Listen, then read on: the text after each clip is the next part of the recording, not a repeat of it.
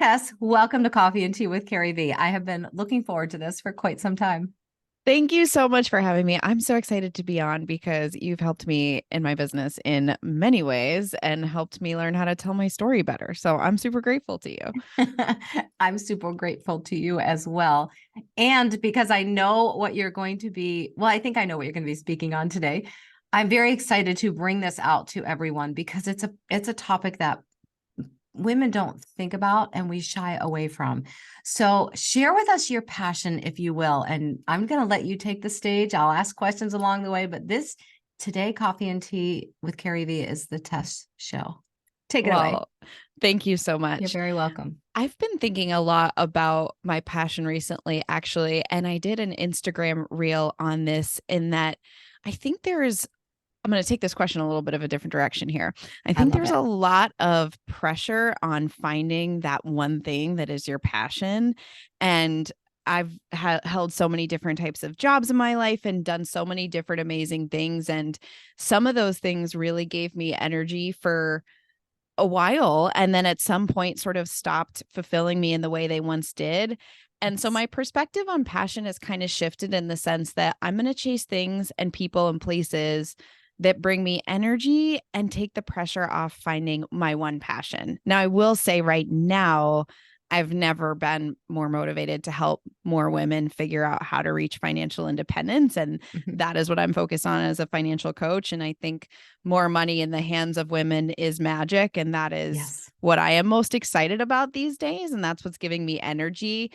But I am feeling also that there's a lot of other things that I might want to do someday later on as well. And I've watched so many amazing people shift careers in their 40s, 50s, and 60s. Yes. So I'm feeling very excited about the possibility of something that I haven't even thought of becoming a thing.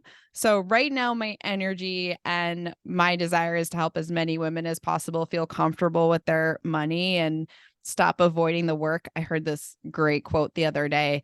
The magic you're looking for is in the work that you're avoiding. And I think that's Yes. really true when it comes to money. So I'll leave it there. That is my passion right now, but I am also open to the possibility that it could change or more for evolve in some way. Yes. And I love that you brought that out. I tell people all the time in my own coaching sessions, you can have all these things and things maybe you haven't even thought about yet. We're just not going to have them all at one time. We get to work on them one at a time and build this life as we shift and change as people, we shift and change with where we're heading. So bringing it back around to money and financial independence, why do you feel so many women are hesitant to talk about money and are hesitant to even manage their own money? There are so many reasons, Carrie, and I'll give you the ones that I hear and see the most from clients that I work with and people that I talk to. The first reason that we're hesitant to talk about it is that it's unfamiliar. There's a lot Mhm. of jargon when it comes to personal finance, and a lot of it isn't actually as complicated as we think it is, but it sounds really complicated. It sounds like a foreign language. So when you get nervous or tune out when you hear people talk about finance, that's okay because it makes sense. If it's a language that you don't understand, you're not going to be able to comprehend it. And so I think that the industry has not done consumers, women favors in terms of making it digestible.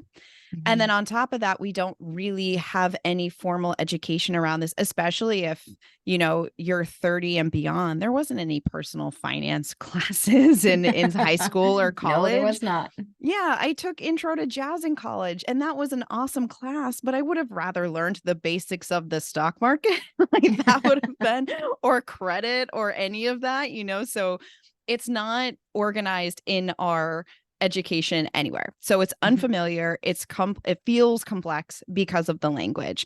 And then when you add on top of it, you know, thousands of years of patriarchy and messy money messages that we're still getting as women. I read this incredible statistic the other day, and I always look at statistics carefully because you can always move data in different ways to prove your point. But this one felt really spot on. And it said the majority of articles, I think it was 65% of articles around money aimed at women, focus on saving money and coupon clipping and mention women as excessive spenders. Whereas the majority of articles towards men are about investing and making money and growing your Wow. money, which is a totally different message. So even if you are somebody that is career driven, the messages that we've been given are to save money, to be generous with our money, right? To be ladylike with our money. And while that's changing, there are still decades of that messaging that we'll have to unwind. So it's the messaging, it's the lack of education, the lack of familiarity when it comes to the language, and then add on one more thing, which is whatever we learned about money from our parents, right? You know, a lot of people were taught not to talk about money. It's impolite. Yes. We maybe grew up where money was really scarce and worried about having enough money. So instead of learning how to invest, we save all our money. Women tend to hold more money in cash because we're nervous about risking it, which is in some ways responsible.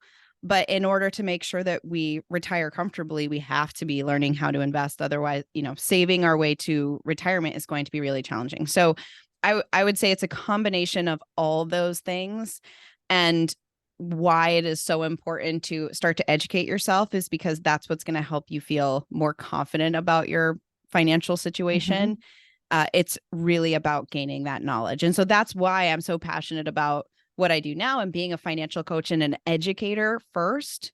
I don't manage people's money. I educate them on how to understand it for themselves. And that's really important, regardless of whether you want to learn how to invest on your own or you're working with somebody else to help you do it. You have to get that education. So getting the education is the first step to start to unwind those things, but it's an uphill battle. So I tell people all the time, most of the women I work with are in their 40s, 40, late 30s, 40s, and early 50s. And what I tell all of them is everyone feels behind and overwhelmed. Like you're not alone.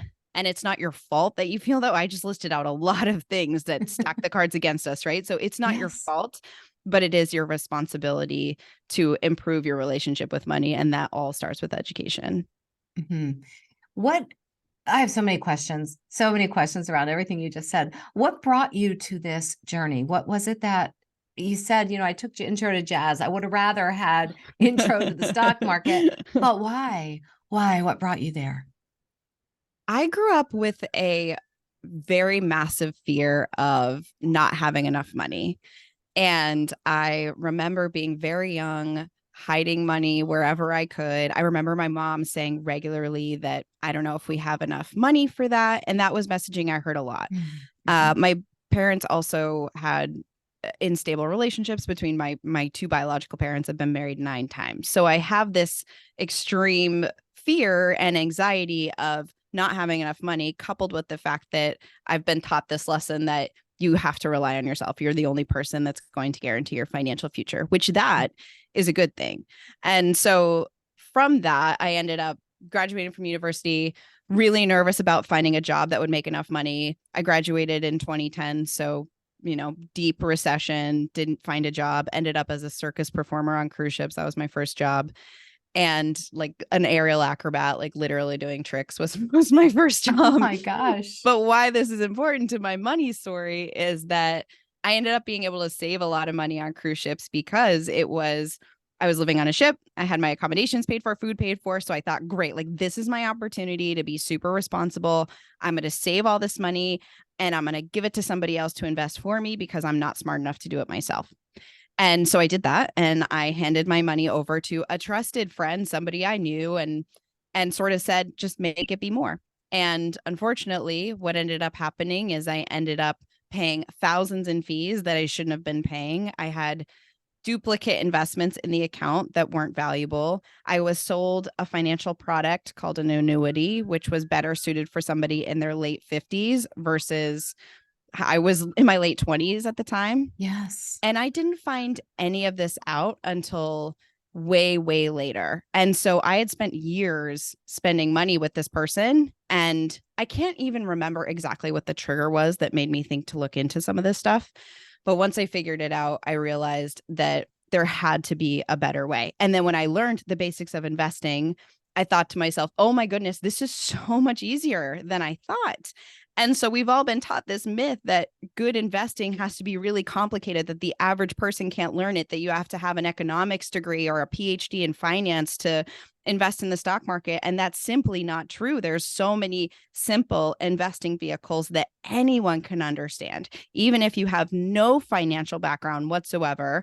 But it just feels really complicated because of the language. So once I went through that, I lost all this money. And then I realized how easy it was. Then I felt a moral obligation to teach as many people this information as possible and do it in such a way that was non-judgmental and that was digestible. So I translate every word I say that is borderline something you might not have heard of. I try to do my best to always describe exactly what it is in as many times as it takes. There are no stupid questions when it comes to this stuff, and we can make it easy for people to understand. So at this point for me, it's a moral obligation to help other women avoid the mistakes that I made that cost me roughly $80,000 probably in fees and bad products, bad real estate a lot of decisions that with a very simple education, I could have saved a lot of money. Wow. So when you think about that time in your life with that, I mean, some people are going to hear that amount of money. I would say most people and say, oh my gosh, how do you recover from that? How do you not even just not only not only recover, but not be angry all the time when you look at that, but turning it into a learning experience? How did you do that? The main reason, well, first of all, I was angry for a very long time. I didn't just go, oh no, that was terrible news. I was very upset. I had a ton of shame. I felt super stupid for a really long time. So I will say the first thing is time. It took me Mhm. time to get over that. And I will humanize my reaction to that right away. But after I started to take matters into my own hands and be like, okay, I'm still the amazing gift that I was given, that this all happened to me in my late 20s. So I knew that I still had time to turn it around. And for those of Yeah. you listening to this that are in your 40s and 50s, there is still plenty of time for you to make a massive difference in what your retirement looks like, even if you're in your 50s. And that is a really, really important message that I want everyone to hear. And so I was lucky that those things happened to me early in life. So I was able to course correct. And what I am thankful for now is that I wouldn't have dove in and learned and been as motivated as I was if Mhm. those things hadn't happened to me. So I would actually say, Carrie, I would be willing to bet, it's hard to know, lots of ifs or ands or whatever, but I would say that I'm definitely wealthier now because that happened. And Mhm. because I learned how to save money, how to invest money, how to ask for more money, how to have the money mindset to realize that your income potential is really limitless and that you are capable of making more money and you are capable of learning how to invest. And those are all things that I didn't think were true. I thought for sure I could never make more than $100,000. That wasn't for people like me. I didn't Yeah. come from a rich family that made a lot Mhm. of money. Like that's not a thing that I can do.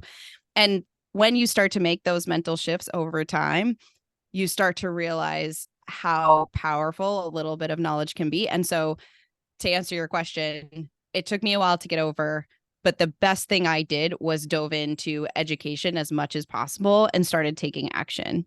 And it took a few years to feel like I had made the progress. And then since then, my wealth has been able to increase exponentially because I've learned the basics and I've developed a better relationship with money. But it does take time. And I think that's one thing that people, they're like, oh, I lost money, like how do I make that money back quickly? Usually you don't. It's not a Mhm. get rich quick scheme. Building wealth, any get rich quick scheme is probably snake oil, so be careful. Building wealth takes Yes. time.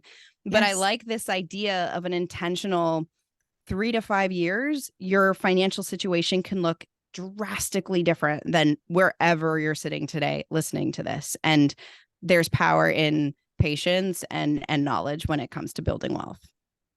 I love that you pointed that out, that you brought that out, that 3 to 5 year time frame. And that get rich quick schemes are almost always smoke and mirrors.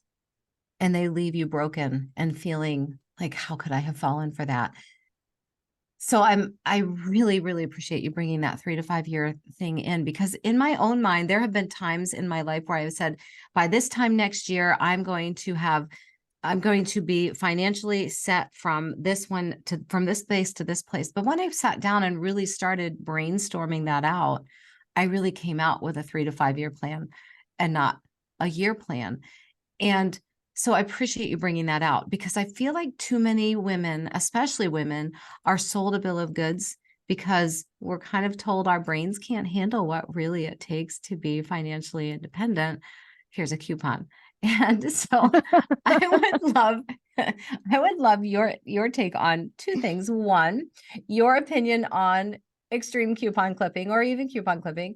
And two, what is a first step we can take mindset wise and action wise to start making our financial future better, like right now? What's one thing we could do right now?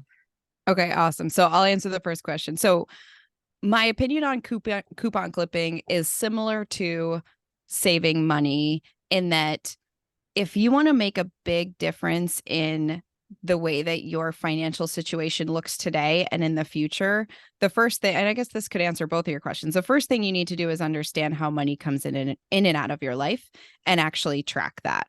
Because when you start to look through your expenses, let's say one exercise I really like that I think is valuable, and you can do this with a glass of wine if you drink, or kombucha, whatever it is, print out 3 months of credit card statements or bank statements and get a few colored pens and go through and actually manually highlight where you're spending money and compare that to what you value in your life. And if you start to approach spending money from a values spending perspective versus no plan at all, you're going to be able to start saving money pretty quickly. So that's the first thing, is actually tracking, actually understanding how money is coming in and out of your life, and in particular, why you're spending on money on certain things. So, for example, back to some of the messaging I was saying, like women get this message like, oh, like you're broke because you spend money on like pumpkin spice lattes and you didn't need that latte. Like that is not why you're broke. That's a very small expense. There are a lot of other things in your life that are going to move the needle more than you pulling back on coffee, such as maybe changing the car that you drive. A used car versus a new car in the US is $200 difference. $200 every single month over 10 years is a huge difference in what you can invest and how you can grow that money. So, Yes. so when it comes to saving money and coupon clipping, I don't love the energy that can take away from where you can save more money, or, buying or renting a place that's a little bit, maybe not your dream place, but a little bit more affordable. That's going to give you a little bit more space to invest and save for retirement. Those are the big things that people should be focusing on. And I think coupon clipping, that kind of stuff, can kind of take away from what's really going to be impactful to you overall. And then the follow up to that is also, there's only so much money that you can save. Your earning potential is theoretically limitless. Now, it might not feel that way depending on what field you're in today or what your job you're doing today. And that might take some work to think through what are some skills that you want to develop? What are some things that you want to do? Do you want to start a side hustle or an online business or something like that? At the end of the day, you can earn as much money as you possibly can in so many different ways, but you can only save so much. So I think to answer your question in terms of like the first thing you can do, it would probably be tracking your spending and understanding how money comes in and out of your life. The other thing I would say is, while you're doing that, reflecting on how those different transactions make you feel is going to start to uncover your relationship with money. Because if you're, let's say, for example, you're spending money on something and you feel really resentful that you have to spend money on this thing, unpack that. That might be an indicator of some kind of relationship with money that you have that's either, one, holding you back from making more money, or two, just bringing negative energy to your ability to save money. And financial conversations and our relationship with money has to come from a place of like grace and kindness, because it's not an easy topic. And so if you're mad at yourself for spending money on this thing, that's a good piece of data that you can use to adjust your behavior in the future. So my long-winded answer to your question is, I would start tracking money, understanding how it comes in and out of your life and how it makes you feel. And that would be a great place to start to improve your relationship with money and get a better sense of where it is. And by the way, I say that as somebody that coaches people on investing. I don't really coach people as much on the budgeting side. I'm much more focused on investing and growing your wealth through investing, but you can't do that until you understand your personal cash flow. And so that's really where you need to start. Yeah, that's so powerful. I love every part of that answer. And it wasn't long-winded. It was perfect. It was perfect. Thank you. So you're welcome. So I grew up in a time of a money instructor, coach. I don't know what the actual title was, where what we were told to do was to eat beans, not take vacations, not celebrate Christmas, not celebrate birthdays, do nothing until everything was at a zero balance. Your credit cards, your cars, your house, everything. You basically, the way I heard it, I don't think this is the way they worded it, but the way I heard it was stop living, stop enjoying life until you are debt free. I know how I felt about that when I heard that presented to me the first time, and it's still being presented. I know it's still out there, but I'd love your opinion on that. I think it's really destructive in terms of your ability to make progress and feel good about your progress. And there are better ways to improve your financial situation. So I will say this, if you have high interest credit card debt, or high interest debt in general, anything over 7-8%, that is something you need to absolutely focus on and prioritize, because until you get rid of that debt, and if you start investing, you're going to kind of be cannibalizing your efforts, because the average return of the stock market is roughly 10% minus inflation. It's roughly 8%. So that's the logic why, if you've ever heard somebody say that, the reason they're saying you need to pay that off first is because even if you invest that money, you're not going to be able to really grow your wealth until you get rid of that debt. So I will say that is the first thing you need to do. However, once you've paid off that high interest debt, if you have debt lower than that, car payments, mortgages, personal loans, student loans, anything like that, under 8%, you can definitely be investing and enjoying your life. And I will say, even if you have credit card debt, you should be diligent with your spending to make sure that you're allocating as much money as you can to pay that off. But living a lifestyle that is so restrictive that you're not enjoying your life, or you're not taking care of yourself, you're not doing things that are important for your mental health or your physical health, that's only going to set you back further and make it harder for you to pay off that debt. So I'm with you, Carrie. I feel very strongly that that is a very dangerous, limiting mindset that can actually create more problems and also make it, it's also unsustainable. You can't possibly just live your life by just paying off debt.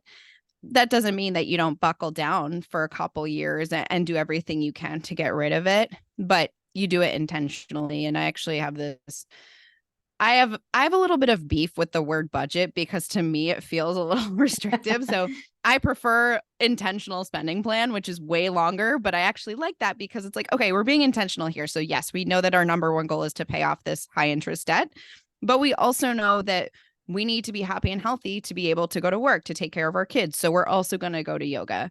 And that's an intentional purchase that we're going to make every single month or every single class that's going to be good for us, that's going to make us better for our family, that's going to make me feel better at work, whatever it is. That is an intentional spending plan that it is going to help you get further than if you just try to put all of your money into that one thing and pay off every single cent of debt. That's not sustainable, and it's not a way to, we're here to live as well.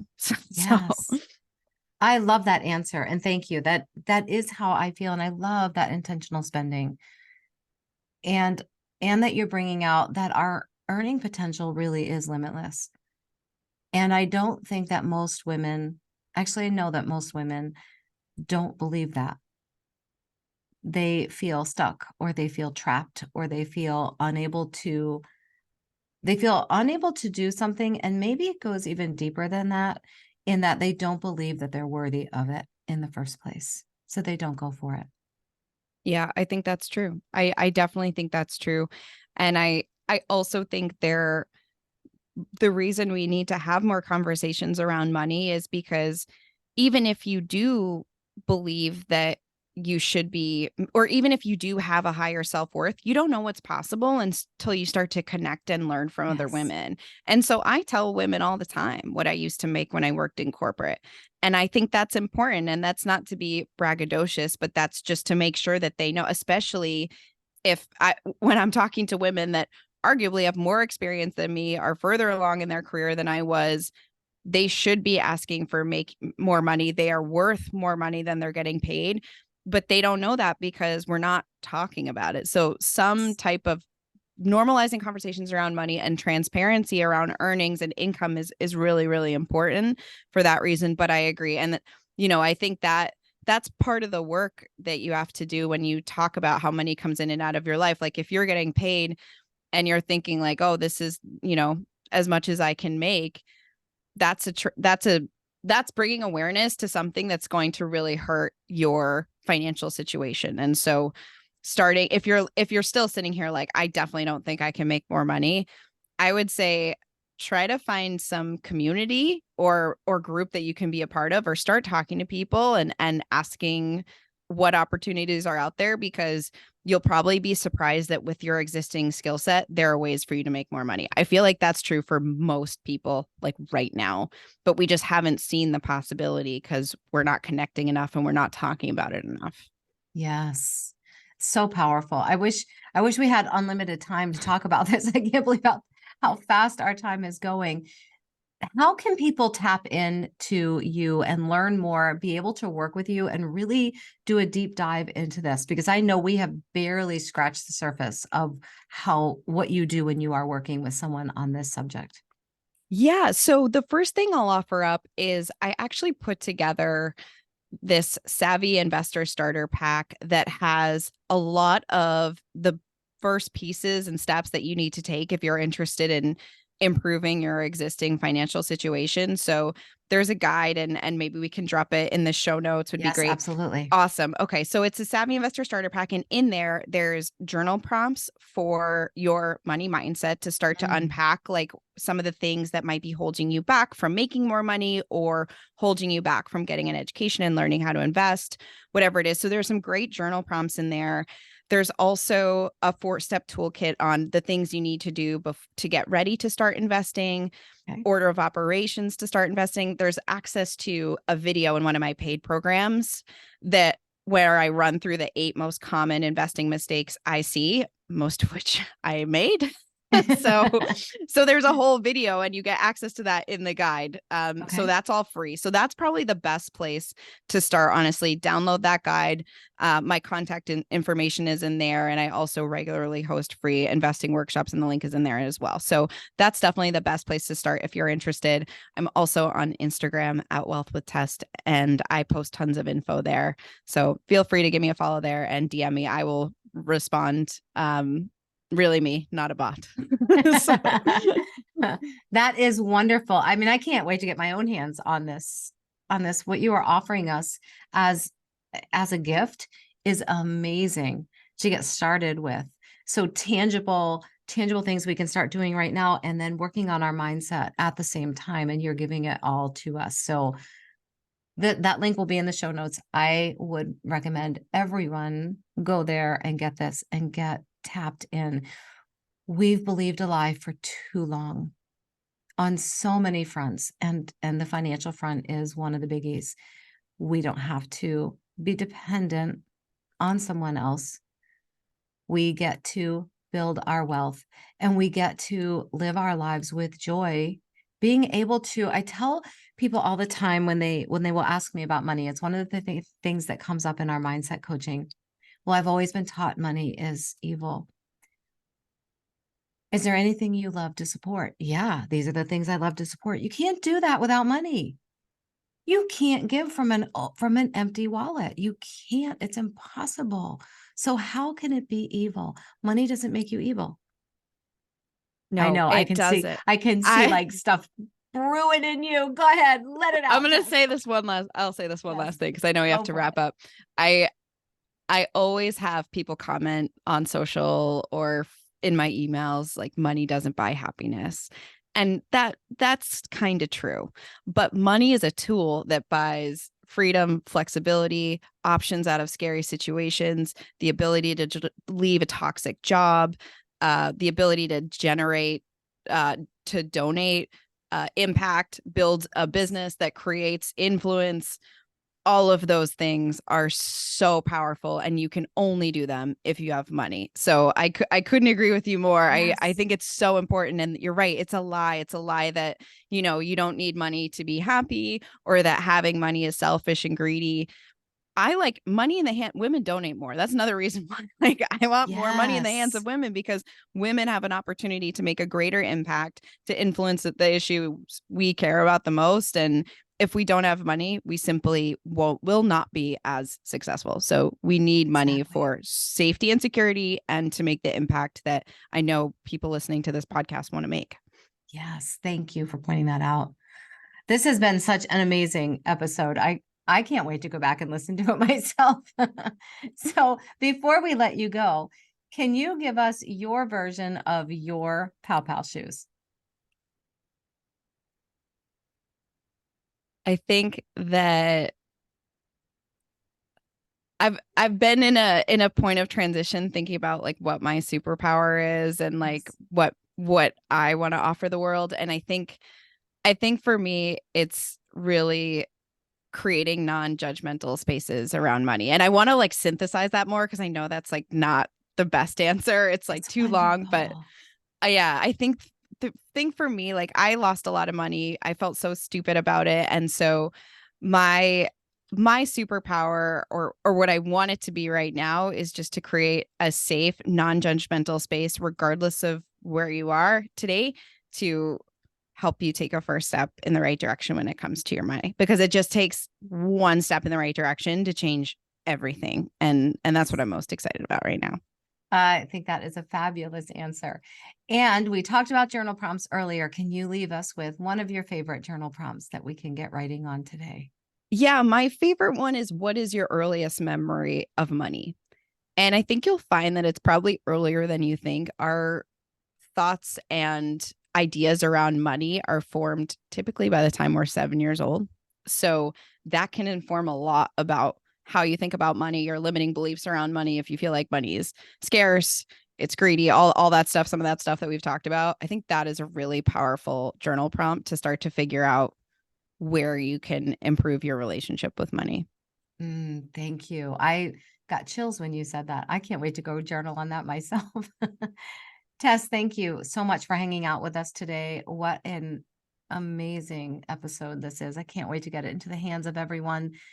Thank you for helping dispel some myths and some lies and give us hope and power moving forward into this life that we so desire and so deserves. Thank you so much. Thank you, Carrie. I'm so grateful to be here and to know you, and I appreciate you so much. Thank you. Ditto.